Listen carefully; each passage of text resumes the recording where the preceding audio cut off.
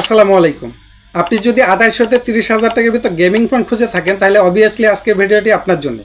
আজকে আমি যেই ফোনটা নিয়ে কথা বলবো এই ফোনটা আনঅফিশিয়ালি দেশের মার্কেটে 2800 থেকে 30,000 টাকার ভিতর পাওয়া যাচ্ছে।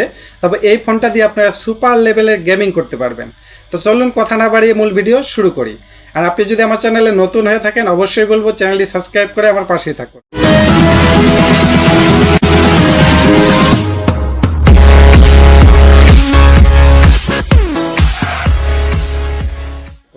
আজকে আমি যেই ফোনটা নিয়ে কথা বলবো এটা হলো পোকো X4 GT। এই ফোনটা 2800 থেকে 30,000 টাকার ভিতরেই পাওয়া যাচ্ছে 2025 মার্কেট অনুযায়ী। এই ফোনটা চিপসেটে ব্যবহার করা হয়েছে মিডিয়াটেক ডায়মন্ডসিটি 8100। এই একদম ফ্ল্যাগশিপ লেভেলে পারফরমেন্স দিবে আপনাকে এই চিপসেটটি। সেই সাথে এই ফোনটির র্যাম পাওয়া যাবে 8GB, সেই সাথে এটাতে 128GB স্টোরেজও ব্যবহার করা হয়েছে এবং স্টোরেজ টাইপ হলো UFS 3.1। এখন আসা যাক ফোনটির ডিসপ্লে সেকশন নিয়ে।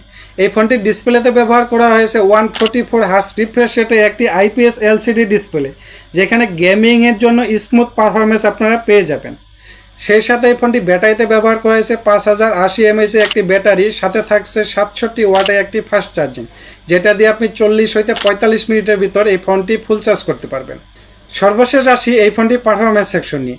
যেহেতু এই ফোনটা গেমিংয়ের জন্য সাজেস্ট করেছি তাই ক্যামেরা কোয়ালিটি নিয়ে কোনো কিছু বললাম না, এবং এই ফোনটা পারফরমেন্স করবে আপনার যে কোনো ধরনের গেম, ফ্রি ফায়ার, পাবজির মতো সব গেমই আপনারা হাই গ্রাফিক্সে খেলতে পারবেন, কোনো রকমের ল্যাগের ইস্যু পাবেন না এই ফোনটিতে।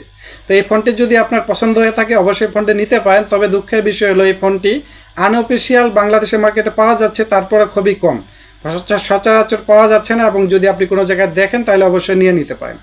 এই ভিডিওটি যদি আপনার ভালো লাগে অবশ্যই চ্যানেলটি সাবস্ক্রাইব করে আমার পাশে থাকবেন।